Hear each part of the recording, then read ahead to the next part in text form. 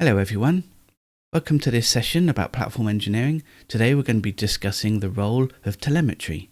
I'm Neil, a DevOps expert and IT contractor, and in this session I'm going to tell you about telemetry, what they do, how it's useful to the team, so let's get into it. But first, what's a platform engineer? A platform is there to support the development and deployment of software. If you're offering a software as a service or something like that, then a platform is just what your developers need in order to get it from their brains onto the web page. The platform team works closely with the development team to support the deployment and operations of the platform and the software as a service. They work closely with other teams in order to ensure that the platform is reliable, scalable, and secure. The telemetry role can be split into a number of different task areas, such as design and implementation. The central purpose of the telemetry role is to provide somewhere where metrics and logs can be stored and accessed easily. The most common stack for storing this sort of stuff is the Elastic Stack. The Elastic Stack is specialized in storing logs and retrieving logs and displaying logs.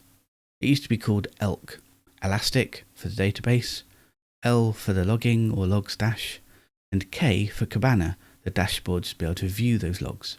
In addition to storing logs, also you'll want to show metrics and have those stored somewhere as well. Something like Grafana maybe. Kibana can also show stats and graphs and dashboards based on the logs.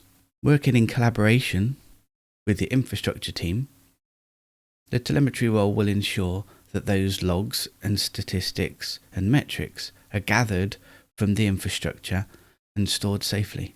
Working in collaboration with the development support team, they ensure that it's easy for the developers to be able to consume those logs and dashboards and metrics.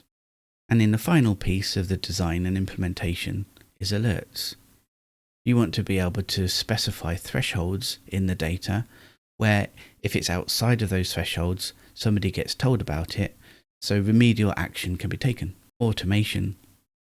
As we are in the DevOps path of things, of course we want to automate anything we can where possible.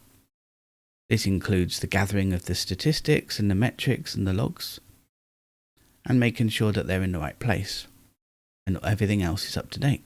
We want to ensure that when the deployments are happening, that all of the login settings are set up correctly.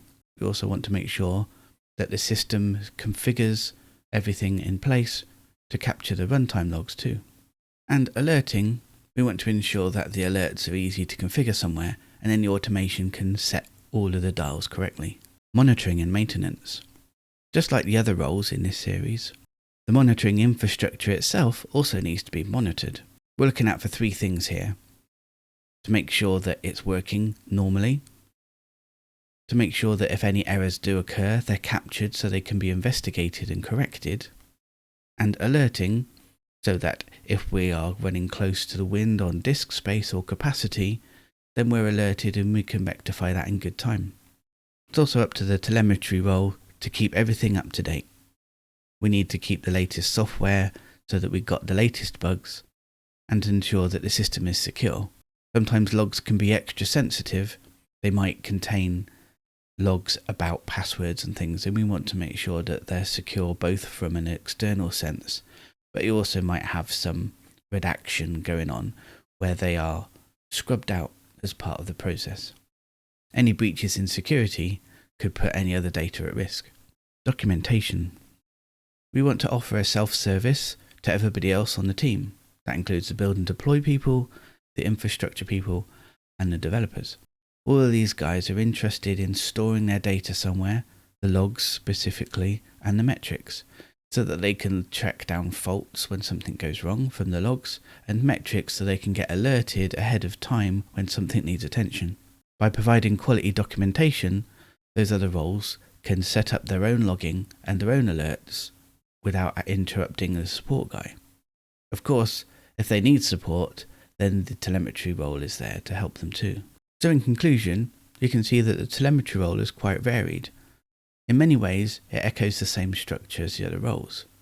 The infrastructure needs to be designed, it needs to be monitored and looked after and kept up to date. and there needs to be documentation so that the self-service people can get on and self-serve. Thanks for watching, and if you've got any questions, please put them in the comments below, and I'll see you next time.